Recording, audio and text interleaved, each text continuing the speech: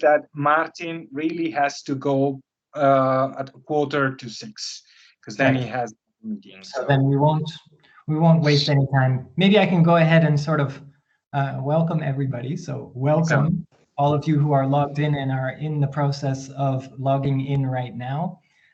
So for those of you, I recognize a lot of the people here on the list, but for those of you who might be tuning in for the first time or who have not attended one of these lectures at the RIAS before, the Roosevelt lectures are public lectures that are meant not just for an academic public, but they're lectures that we organize sort of spread out throughout the year, each year, on certain topics, certain themes that are not only of interest to scholars of American studies, but to citizens in the Netherlands, in Zeeland, and in Middelburg. These are themes that tend to command global interest. At least transatlantic interest. And today, especially in the wake of the inauguration yesterday and the transition to a new administration and indeed a completely new government yesterday, I'm very happy that we are able to be joined today by Maarten Zwiers, our friend at the University of Groningen, to kick off the first Roosevelt lecture for 2021. Originally, Maarten was slated to give a talk around the time of the elections in November, but because of COVID, we kept pushing it back. We realized that the online format was not ideal, so we kept hoping that maybe things would return to normal and that we would be able to have him give a lecture in person in Middelburg. But unfortunately, it doesn't look like that's going to happen anytime soon, at least not in the next month or so. So Maarten, we're very grateful for your patience. And we're happy to have you kick off the first public lecture for 2021. Just by way of introduction, Maarten is an old friend of all of ours, a regular guest at the RIAS and a very well-known Americanist in the Netherlands. Maarten is an associate professor of American Studies and History, as I said, up at the University of Groningen. He's specialized in the history of the South, especially Southern studies, rural studies, and political history. He's the author of the book Senator James Eastland, Mississippi's Jim Crow Democrat, and knows a lot about the Jim Crow South. And he's a public figure. He's often, he writes columns about US politics in the Volkskrant. So I'm sure many of you have seen him also outside of the university. So Maarten is going to be talking to us today. Again, about the South, and particularly about the Democratic Party and the US South, past, present, and future. Can't think of better timing to have a talk about this topic. Maarten, thanks again for joining us via this digital format, and we're looking forward to your talk. Thank you, Damien, for your introduction. Pleasure to be in virtual Middelburg. And I'm still just an assistant professor, not yet associate. Maybe sometime. You're tenured, so. Tenured, yes, that's true.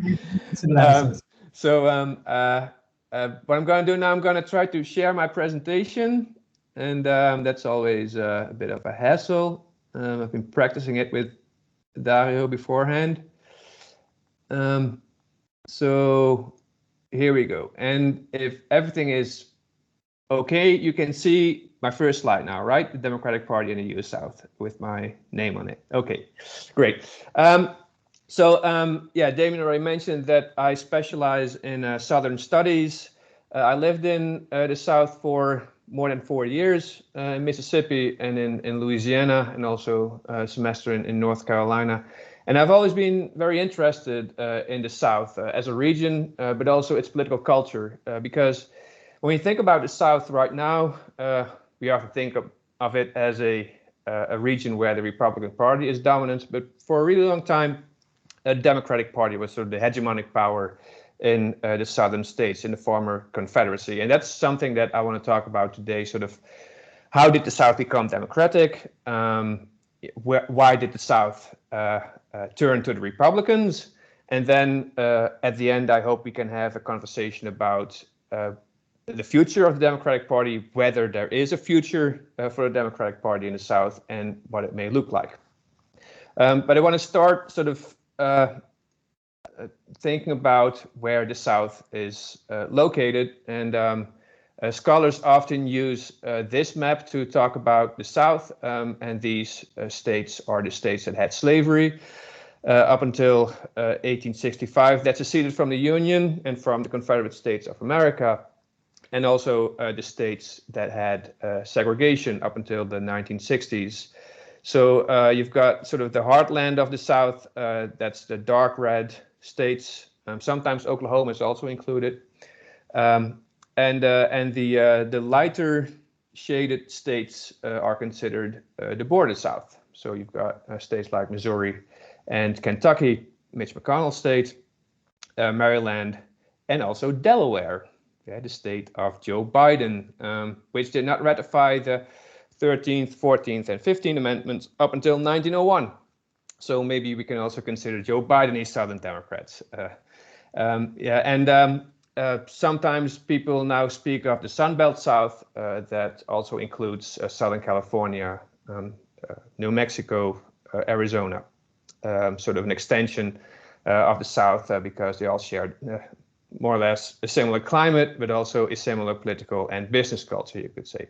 But here we see a map. This is really sort of the core South, and that's what I'll be talking about today. And you can also sort of make a difference between the Deep South, then you often talk about Georgia, South Carolina, Alabama, and Louisiana, and Mississippi, of course, and the Upper South, states like Virginia. And Florida is always a bit of an outlier because of its demographics. So I want to start in a long time ago, the election of 1860.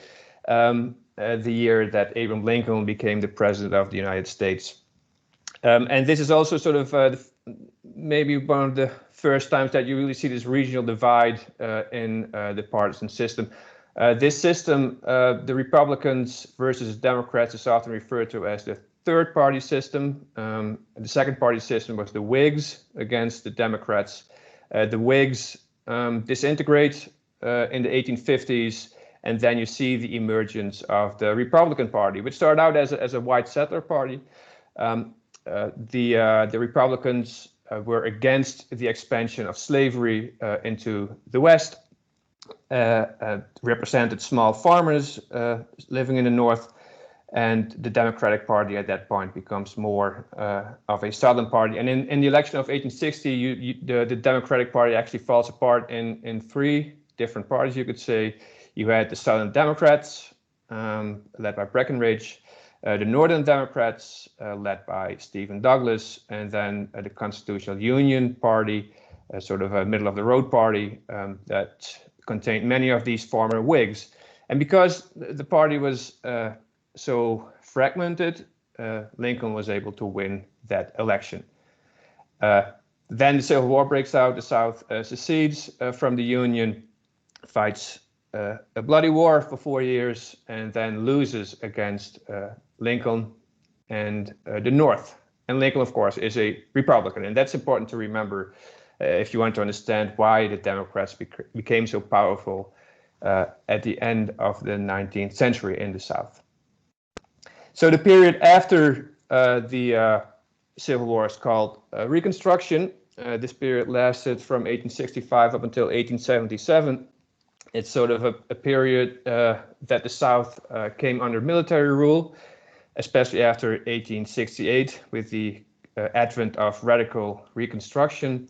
And these radical Republicans really wanted to reform Southern society. There were forms of radical democracy, there was interracial political activity. The federal government was very much involved in trying to do something about discrimination in the South, and also get the freed people registered to vote eventually, and to get them involved in the political system. This, of course, caused a lot of resentment amongst white Southerners. White Southerners are often considered this very dark period in their history, and which is understandable if you understand the history of the antebellum South, which was based on plantation slavery and white supremacy, of course. So this period was really a break, you could say, between the slavery period and then the coming period of redemption and Jim Crow segregation. So the Reconstruction era, a very special time in American history. 12 years that the South was under federal rule. The South was divided into a couple of military districts, and also some of these ex-Confederates were disenfranchised. And that begins to change in 1877 when the federal government retreats from Reconstruction politics. The federal troops return to their barracks, and then you see that white Southerners begin to reclaim power, political power. The main failure, you could say, of Reconstruction, or one of the main failures, was that there didn't really was any redistribution of property, especially of land. So many of these planters could reclaim their plantations and also return to power after the 1870s. So that's the Civil War and Reconstruction. And again, Reconstruction was really led by the Republican Party.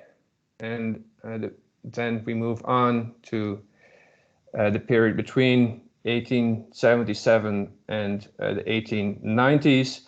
It's not that all Black Southerners immediately were kicked out of the political process or were disenfranchised. This was a slow process, but you can see that by 1890, many African Americans were disenfranchised. This happened through intimidation, paramilitary groups like the Ku Klux Klan and the White League, but also the Democratic Party was very active in trying to redeem the South from Reconstruction rule. Yeah, it sounds maybe a bit positive, but that's how these Democrats saw themselves, as Redeemer Democrats. That's how they call themselves, or that's how they're called by other people. So when we speak about this period, we speak about the redemption, and that happened through the Democratic Party. And then by 1890, you see that many states in the South began to rewrite their state constitutions, and that especially Black people, but also poor whites, were written out of political participation through colorblind legislation. So you have laws that institute a poll tax or literacy tests. There was a grandfather clause. And this really gave back the power to the old plantation bloc and to the business interests in the South. And you, of course, have the emergence of the lost cause mythology, the idea that the South had been fighting for a noble cause in the Civil War. It's all about states' rights and freedom and liberty and political independence. The issue of slavery was sort of shoved under the rug. And this became the dominant narrative of the Civil War, not just in the South, but also in the North. And the idea that the South had lost the war, not because they were fighting for something that was morally wrong, but because they simply didn't have the manpower. So this becomes sort of the dominant narrative of the Civil War in a large part of the country. And that's also the moment that we see all these statues of Confederate soldiers popping up throughout the South. Still many left, although some have been torn down, especially in the big cities in the southern states. And it's also the period that you see an increase in lynching, another way to create white solidarity and to make sure that African Americans were classified as second-class citizens. And people would send postcards of these lynchings to family members. And you see a postcard here. So this was also sort of almost like a carnival of white solidarity and the dehumanization of Black people. Okay, so we've got the Republicans have sort of disappeared around this time from the political scene. The Democratic Party is really the hegemonic party in the South, and all politics happens within the Democratic Party at that point. It doesn't matter that there's no discussion or anything, because you have factionalism in the Southern Democratic Party. And here's an example from the state of Mississippi. In Mississippi, you can sort of divide into two regions. On the one hand, you have the Delta. It's very rich land, as in that's where the plantations were at, because that's a good place to grow cotton. So that's where the big plantations were located, sort of in the west of the state, along the Mississippi River, sort of the gray area, and then the white area that's called the hills. and that's where the small farmers lived. They did not own big plantations. There had not really been a lot of enslaved people living there before the Civil War. So there's a regional difference, and that also created a different mindset. And you see that coming back in the politics of the Democratic Party. You see two pictures here. The dude with the big mustache on the left, that's Leroy Percy, and he was a rich plantation owner from the Mississippi Delta. And then on the right, you see three guys, and the one on the left, that's James Vardaman, also known as the White Chief, and he represented the hills.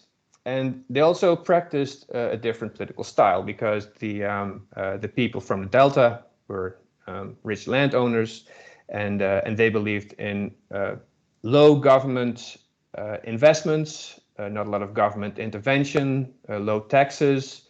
We're not very fond of prohibition because they like to party and drink, and they also were not really outspoken in their racism because they depended on black workers, sharecroppers, and they could. I mean, the system of sharecropping was discriminatory, but African Americans could move away from a plantation if they did not like it. Yeah, so there was this sense of noblesse oblige coming out of the planter aristocracy.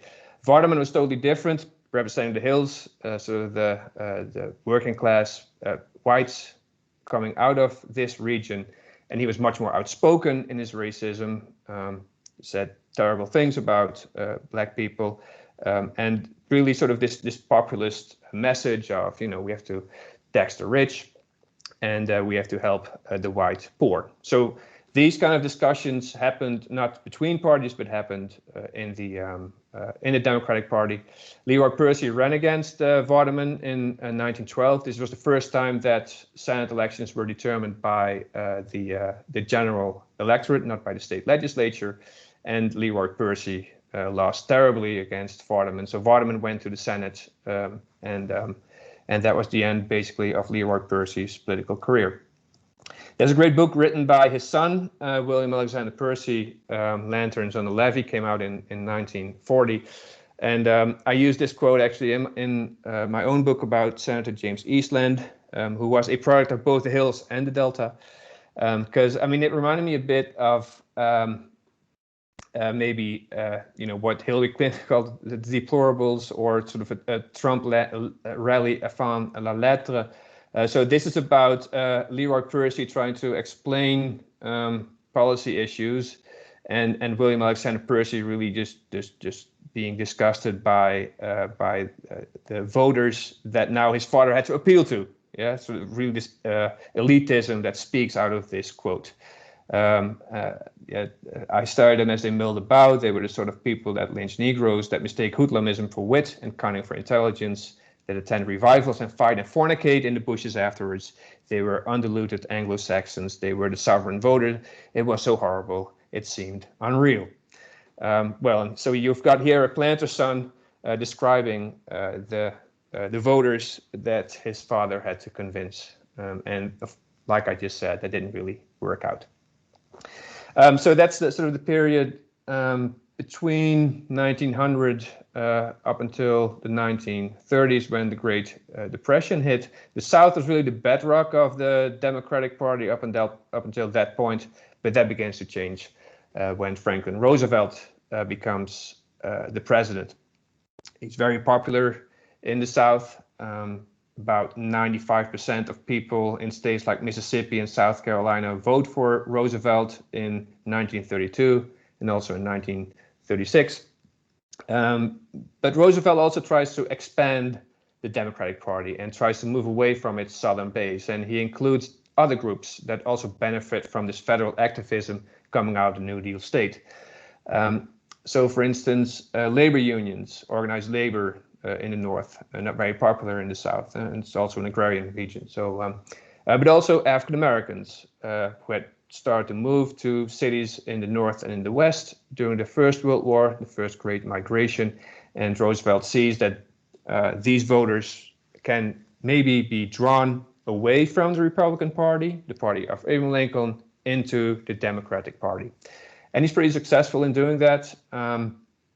So then you see the emergence of the New Deal coalition. It's a weird, unstable coalition because you've got all these different competing interests. On the one hand, the labor unions and African Americans, and then you've got these white segregationists, and of course they have different agendas, and that you could say is sort of the beginning of the end of the solid democratic South. You trace that back to the 1930s, and it's especially the convention of 1936 is significant.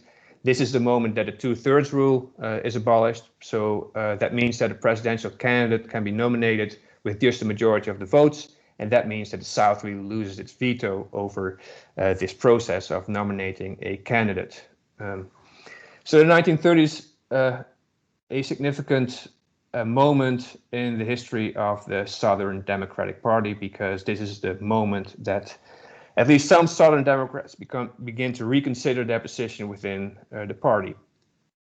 Roosevelt himself also tries to do something about it in 1938 during the midterm elections. He goes down to Georgia and he starts campaigning against the senior senator of Georgia, Walter George. He's a conservative Southern Democrat. He votes against some of FDR's New Deal measures. And FDR doesn't really like that, so he decides to go to Georgia. He considers it his second home. He's got a house there in Warm Springs. And yeah, he campaigns against George, and he says to the people at this speech in Barnesville in Georgia, you know, you should vote for Lawrence Camp, because Camp is much more a New Dealer than Walter George. Well, Southerners don't really like outsiders coming into their state and telling them what to do. So what happens is that Camp does not get elected. Instead, it's George who gets re-elected. And here it's a significant moment because the leader of the party then also begins to speak out against the senior senators, often conservative men. And I mean, what Roosevelt is trying to do here is that he sees that the South would benefit from New Deal liberalism, and that actually these Southern Democrats, these conservative Southerners that are in Congress are opposing a lot of his measures. So he wants to restructure the Southern Democratic Party. He wants to attract more young people, women, and they should sort of liberate and make the Southern Democratic Party more liberal. And he tries it, but he's not too successful. And then the Second World War breaks out, and he again needs these Southern Democrats who occupy often important chairmanships on the basis of their seniority to implement the Second World War agenda. So the 1930s, sort of the first moment that the white South begins to reconsider its position within the Democratic Party. And you also see that the party leadership is trying to do something about these conservative Southerners blocking a lot of the liberal initiatives coming out of the National Democratic Party. So let's move on to a couple of years after the Second World War. Another moment in Democratic Party politics that has been very important. In 1948, the Democratic Party has its convention in Philadelphia, in Pennsylvania. And that's the moment that a bunch of young Democrats from the North, including Hubert Humphrey, the later vice president of Lyndon Johnson, introduce a pretty radical civil rights plank. And Humphrey, he takes the floor and he says, now is the moment to walk out of the shadow of states' rights into the bright sunlight of civil rights, something like that. And a bunch of delegates from Alabama and the whole delegation from Mississippi then stand up and they start waving a Confederate flag. You know, that was still a thing, that they would just take Confederate flags to these conventions, and they march out of the convention hall and they regroup in Birmingham in Alabama, and that's where they start their own party during the 1948 presidential elections. Harry Truman is actually pretty happy that finally these hardcore segregationists are gone, because now he can really speak out on the topic of civil rights. The Dixiecrats, or the states' rights Democrats, have a clear states' rights agenda. It's based on the defense of segregation. They hope that they could get enough electoral votes, so the House of Representatives had to select the president, but that didn't happen. They only win a couple of states in the Deep South and not enough to decide the election. And Harry Truman actually wins. Maybe you still remember that picture of Truman holding up, I think it's the Chicago Tribune, that says Dewey wins or Truman lost. And they were a bit too early with that announcement, because Harry Truman, he's not reelected because he became vice president after Roosevelt dies, but he wins that election. And the Dixiecrats fail in their attempt to disrupt his presidential campaign. So, but again, it's an important moment, just like the 1930s, that Southern Democrats begin to reconsider their position in the National Party, and also that this strong alliance between the Democratic Party and the South begins to sort of dismantle.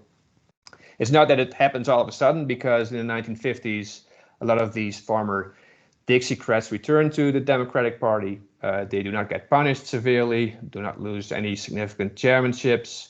And the 1950s is really an era of compromise between the South and between the National Democratic Party.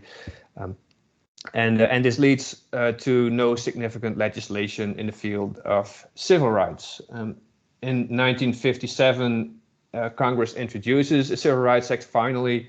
It's a very weak bill, and that's actually the first moment that the Southern Democrats realize that they can't stop it with a filibuster, because there's not enough conservative Republicans to help them block this bill. And they also understand that the Senate Majority Leader at that point, Lyndon Baines Johnson, sort of needs a civil rights achievement, because they understand that he has presidential aspirations, and they think it would be lovely to have one of them, the senator from Texas, in the White House. So they give him this victory, except for Strom Thurmond, sort of the Ted Cruz of the 1950s and the 1960s, and the Southern Caucus, so that's the 22 senators from the South, had agreed that they wouldn't filibuster it, but Thurmond, he steps up to the aisle, and he talks for, I think, 24. I think it's still the longest filibuster in American history. So and this was all for home consumption, so that he could demonstrate that he was a lone crusader. Of course, his filibuster didn't work out, but at the same time, the Southern Democrats were pretty effective in watering down this civil rights bill that was implemented in 1957. It's also interesting that you have at the state level that you have Democrats for Eisenhower, so Southern Democrats fighting for the Republican president. That's people like Leander Perez, very outspoken segregationist from Louisiana, and also Walter Sillars, the very powerful Speaker of the House of Mississippi. So you already see that there's some movement here, that some Democrats return to some Southern Democrats return to the Democratic Party, or who had been affiliated with the Dixiecrats. Other Dixiecrats start to connect themselves with the Republicans. So the 1950s, you can. It's a period of confusion. What National Democrats are like, what are we going to do with the South? They're a pain in the butt because they block so many of our progressive legislation. At the same time, they give us majorities in Congress and especially in the Senate. So after 1948, it still takes quite some time before really the South begins to reconsider its position again in the National Democratic Party. At the same time, they build up seniority. So figures like James Eastland become chairman of the Judiciary Committee, very powerful committee, during this period, during the 1950s. So then, perhaps the most important period, when you want to talk about partisan change, that's the 1960s, with John F. Kennedy, who becomes the president in 1960 against Richard Nixon. and the way he deals with Southern Democrats, because Kennedy really was deferential to many of these Southern Democrats. They were, again, like I said, they had a lot of power. He saw them sort of as his mentor, and he wanted to do something about civil rights, but it had to be sort of very slow. And he was talking about glacial change. So, maybe we can do something about voting rights at a certain point, and then black people in the South can start voting. And then in a couple of years, decades, they can start electing their own representatives. And then through the legislative process, they can then change the laws. That was not something that the civil rights movement very much appreciated. So they enter a more radical phase, you could say, in the early 1960s, start employing a new tactic called direct action, at least on a larger scale. I mean, it had also happened in the 1950s, of course, like the Montgomery bus boycott, but direct action really starts to take off in the 1960s. And so you see here John F. Kennedy smoking a cigar, and the other guy smoking a cigar standing in front of this big bull. That's Senator James Eastland, and on his plantation in Indianola, Mississippi, really identified as a Southern farmer. But he was also a very powerful Southern Democrat, and he got along very well with the whole Kennedy family, not just John Kennedy, but also with Bobby Kennedy, and later on Edward Kennedy. So that says something also about the dynamics in the Senate and sort of the relationship between the White House and Congress at that time. And maybe that's something we can talk about too when we think about Joe Biden and his the work he has to do also with people like Mitch McConnell, because James Eastland and I think Mitch McConnell and James Eastland have a lot in common in the way they operate politically, sort of more behind the scenes, and not like the Ted Cruz from Thurmond kind of way. Okay, so we have a new phase, like I said, in the civil rights movement. I already mentioned that Kennedy really wants to go slow on civil rights, but the civil rights movement does not want to go slow anymore in the 1960s. They start with the sit-ins. You've got the Freedom Rides, Birmingham, protest there with Martin Luther King. Later on, also Selma, and wait-ins, you name it. So Kennedy is really forced to do something about it. And so the pressure of the civil rights movement was really important in moving Kennedy towards a more active stance on civil rights. So in June 1963, after Governor George Wallace of Alabama stood in the schoolhouse door to block integration there, that's the moment that Kennedy announces a civil rights bill. Of course, he gets assassinated in November 1963, and that's when his vice president takes over, Lyndon Johnson. He says, okay, we have to keep this commitment to civil rights to honor John F. Kennedy. Again, it's important to remember, to realize how crucial the civil rights movement was in all of this, because it's very highly doubtful if anything would have happened if there was no protest in the streets at that point. Yeah, and it's also interesting to sort of do some what-if history here, because Nixon and Kennedy had a similar civil rights agenda in 1960. What would have happened if Nixon would have been in the White House in 1960 and the civil rights movement would have done the same things? What kind of party would the Republican Party then be? Yeah. Of course, it didn't happen. So we end up with these guys, Barry Goldwater on the top left, and then George Wallace, who was not a Republican. He was a Democrat, and then an independent and a Democrat again from Alabama, and Richard Nixon, who really tried to cash in on the white Southern vote that really comes loose from the Democratic Party, you could say, in the 1960s, because of the civil rights activism of Kennedy and later on also Lyndon Johnson. Barry Goldwater understands what's going on, and instead of going after all these newly enfranchised black voters, he says we have to go hunting where the ducks are, and the ducks here are the white voters. So Barry Goldwater really commits himself to trying to win over conservative white Southerners. He does so on a pretty outspoken states' rights platform. Also, he says that civil rights is not something the federal government should be too involved in on the basis of the Constitution. And he wins 5 states in the Deep South in 1964. And that's also all he gets in combination with Arizona.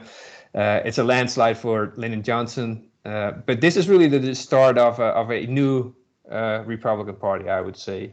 Barry Goldwater has been very important in redirecting the course of the Republican Party towards a more socially conservative direction. George Wallace also plays a role in this process as a third-party candidate in 1968.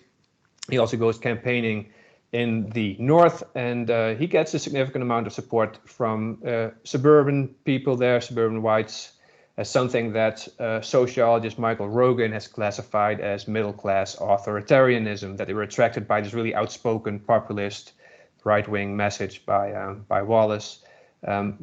Wallace was pretty high up in the polls up until October 1968, about 20%, but it's Richard Nixon who wins that election, also with the support of some southern states and with the support of Strom Thurmond, who had switched parties at that point, had gone from the Democrats to the Republicans. So this is one of the first national Democrats who makes that switch from the Democrats to the Republican Party.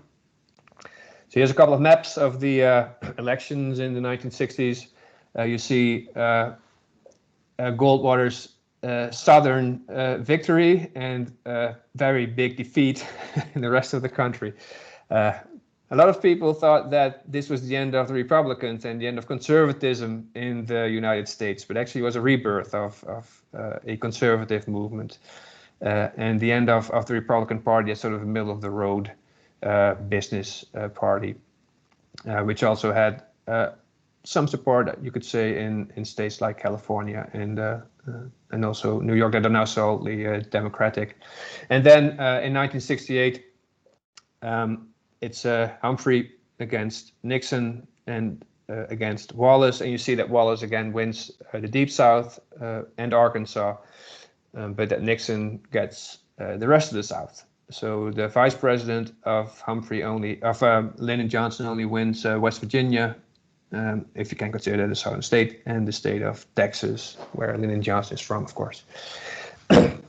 So here in these maps, you see that the South then at the presidential level starts to move away from the Democratic Party.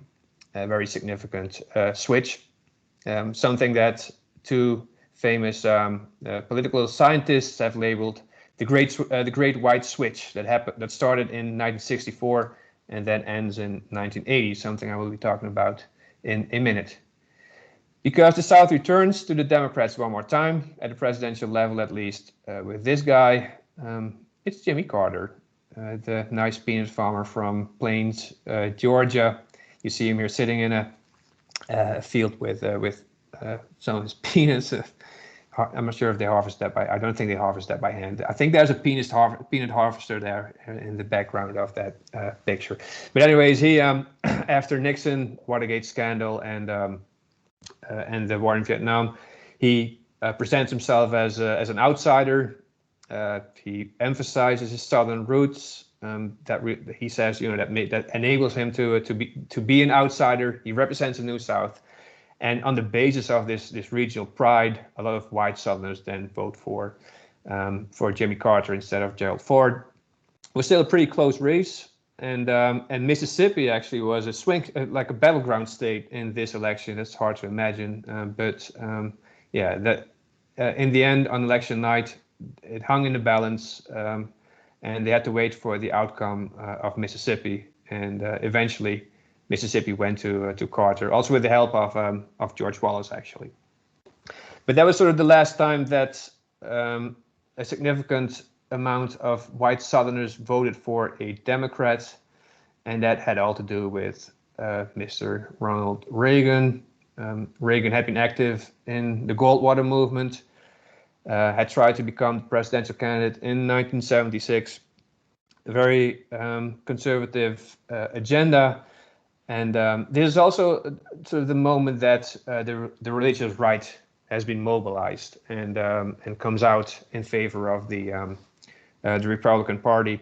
The Republicans then start to really present themselves as for small government, but also for traditional values, and that's something that a lot of white Southerners appreciate. And Reagan, he picks a significant place to start his campaign in 1980 against Carter. He goes to Mississippi, to Philadelphia, Mississippi, and that's a place where in 1964 3 civil rights workers had been killed by the police and the Ku Klux Klan. So he goes to the Neshoba County Fair in the summer, and that's where he says, "I believe in states' rights," and that's of course a code word, and a code word that white Southerners know pretty well. That it's not about federal activism or that the federal government should take care of business, but it's about the states. And if you remember, the Confederate States, of course, also had this ideology of states' rights. So this has been around for quite some time, this idea of states' rights. And Reagan, as a Republican, says he thinks that this is the way to go. White Southerners had become pretty disillusioned with Jimmy Carter because of foreign policy, because of the economy, because Carter, despite the fact that he was a Southern Baptist, did not really enact any religious legislation, you could say. He was actually in favor of the Equal Rights Amendment. So Reagan, he goes after Carter actually with this Southern conservative agenda, and then wins, because Carter only wins the state of Georgia, and I think New Hampshire or Massachusetts, and that's it. So Reagan, that's a significant figure in the transition of the white South from the Democrats to the Republicans. A book that appeared in 2002 is quite some time ago, but I think it still has some relevant observations, written by Earl and Merle Black, 2 brothers. Nice parents, if you call Earl and Merle.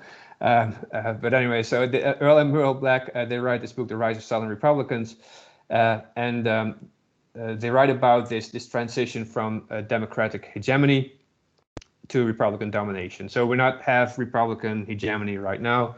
It's the Republicans are the dominant party, but it's not as absolute as the Democratic Party up until the New Deal, up until the 1930s.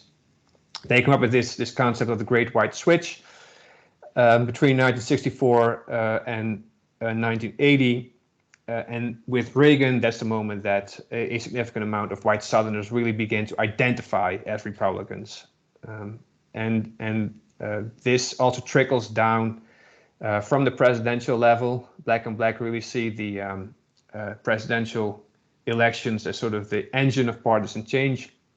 And then it begins to trickle down to lower levels, Congress, and also state and local governments. The strategy of the Republicans was about trying to get about 3/5 of the white vote, and conceding the votes of African Americans and also the few liberal whites that are still living in the South. And so the Democrats, according to Black and Black, they can win whenever they manage to fully mobilize the African American electorate and then attract around 2/5 of the white vote.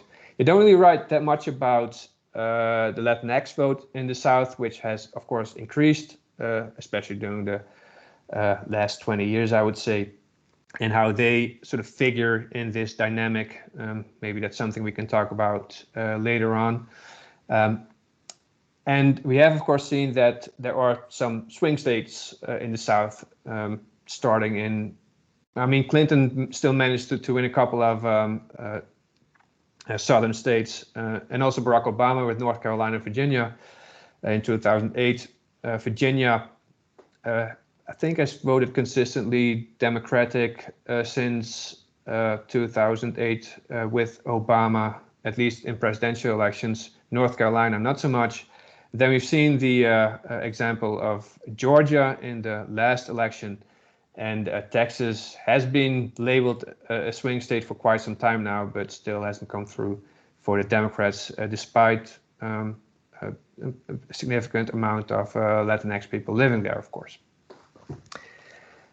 All right, so now we're in the present, and the question is, how can, what could be an effective strategy to win back the South for the Democrats if they want to do that? I'm not sure, but anyways, Georgia is, of course, has been on.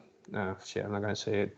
Georgia has been how do you say, not on everybody's minds, but that's something that we'll be focusing on in this election cycle, because it went to Biden, and then of course you've got John Ossoff and Warnock, who became the new Democratic senators, and Stacey Abrams has been such a central figure in this Democratic turn of the state of Georgia. In her voter registration campaign, she lost against Brian Kemp in 2018 in the gubernatorial elections, and since then has been engaged in voter registration. I think she got about 800,000 people registered, and that played an important role in the Democratic victories in Georgia, I would say, specifically located in the more urban areas around Atlanta and I think Augusta, Columbus, and also sort of part of the traditional Black Belt where people vote for the Democratic Party. So this registration drive has been very significant in getting people out to vote and to vote for the Democratic Party, and whether that's sustainable is also something that we might want to discuss, and whether this is a model that Democrats can emulate in other southern states. Because so we've got Georgia, but then we've got Alabama, and that's a whole different kind of political climate, maybe, with folks like these are sort of old-timey Dixiecrats, I would say. You got Mo Brooks, also these names, Mo Brooks and Tommy Tuberville, the former head coach of the Auburn Tigers, who now is the senator from Alabama. He didn't really understand the Constitution that well because he wanted to postpone the inauguration of Joe Biden while the Constitution mandates that it happens on January 20th. And he was in cahoots with Mo, who's in the House of Representatives, and Rudy Giuliani and Donald Trump to postpone or to object to the counting of the electoral votes on January 6th. I'm listening to this podcast called the Trailbilly Workers' Party. It's really funny. It's a bunch of socialists from Kentucky, and they've got this podcast. And one of the hosts was like, his name is Tom Saxton, and he was like, if people had told me like a couple of years ago that the hero of 9/11, the host of The Apprentice, and the former head coach of the Auburn Tigers were going to conspire to overthrow democracy in the United States, I would never believe you. But yeah, that's what happened. So Tuberville and Mo Brooks, who really incited violence, he told people to on January 6th, today is the day that American patriots start taking down names and kicking ass. We have to take on these weak-kneed Republicans, and he asked the crowd, will you fight for America? Well, that's what they did, because that's when the siege of the Capitol happened. So Georgia is a state with a pretty big urban center. Of course, Atlanta, it's not really the case in Alabama. And the problem also is that with Republicans have been really well organized in the South at the local level. And the Democratic Party is not in that state anymore, sort of as a dominant party, and this whole party structure is sort of disintegrated, which is problematic, I think, because it's especially at the state level that a lot of these decisions about gerrymandering and redistricting happen. Yeah, and this is also why Republicans have such a disproportionate influence in Congress coming out of these thinly populated rural states. Okay, so that's Alabama, right next to Georgia, but a totally different political culture. And then the question is, can Democrats organize in a similar way as they did in the state of Georgia? So getting towards the end of my presentation, I was sort of thinking about, what the Democratic Party needs to do with regard to maybe just general politics, but especially politics in the South. You see a couple of pictures here, and they're all from the 1960s. Maybe the last time that the Democratic Party engaged in really large-scale programs to fight poverty. Lyndon Johnson here in the Appalachians with the war on poverty. Robert Kennedy visiting the Mississippi Delta in I think it's 1966, and sort of discovering hunger there, that people actually were starving. So there was an awareness of poverty, and that also the federal government through the Democratic Party really engaged in these large-scale programs to do something about it, and also trying to mobilize local folk with community action programs, and that's something that might also be useful nowadays. I'm not sure if it's attainable, but you have to start dreaming big, and also with people like Fannie Lou Hamer on the right here, a grassroots activist who's been such an important figure in the civil rights movement, and setting up the Mississippi Freedom Democratic Party and trying to be admitted by the Democratic Party, but she was kicked out in 1964 by the same guy who's sitting here on that picture in the top left, because he again wanted to compromise and wanted to make sure that the Southern segregationists that were still in the Democratic Party would not be too offended, and that's when a lot of civil rights workers actually became disillusioned with the Democratic Party. So I think it's important to listen to people at the grassroots level, people like Fannie Lou Hamer back in the 1960s. And also when you think about voter registration, I mean, that's one thing, and it's great to get a lot of people registered, but what's going to happen afterwards? What are you going to do with these folks? Because you have to give them something in return when they vote for you, right? Maybe more a politics of class. If you want to be the working class party as a Democrat Party sort of presents itself, then such policies, I think, are necessary. And I was looking at some the number of people who vote, especially in these southern states. It's pretty low. A state like West Virginia, which has been labeled as Trump country, but it's about 55% of the people who vote there. And who are these people who don't vote, and how are you going to get them back into politics, or electoral politics? Because that's something we talk about a lot, about voting, but a lot of politics, of course, also happens after the spectacle of the campaigns are done. And maybe that's even more important than always focusing on these election cycles. So I think that has to be done if the Democratic Party wants to stand a chance in the South. And then the question is, can it be done with a politician like Joe Biden? I was also relieved that yesterday when I saw him walking into the White House, and he has announced big plans, and that's really great. And I think it's also that sort of there's now a moment of calm again, and after 4 years of Trump, and that people sort of already appreciate this return to normalcy, right? But the United States is facing a big crisis. the pandemic, but also a big economic crisis, and this is, I think, the moment for some bold federal action. But then the question is, is Biden the guy who will be able to do so?